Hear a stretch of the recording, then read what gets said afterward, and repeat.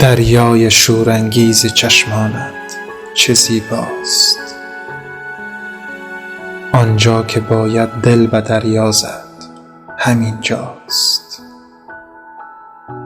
گل کرده باغی از ستاره در نگاهت، آن یک چراغانی که در چشم تو برپاست. بیهوده می کوشی که راز عاشقی را از من بپوشانی که در چشم تو پیداست.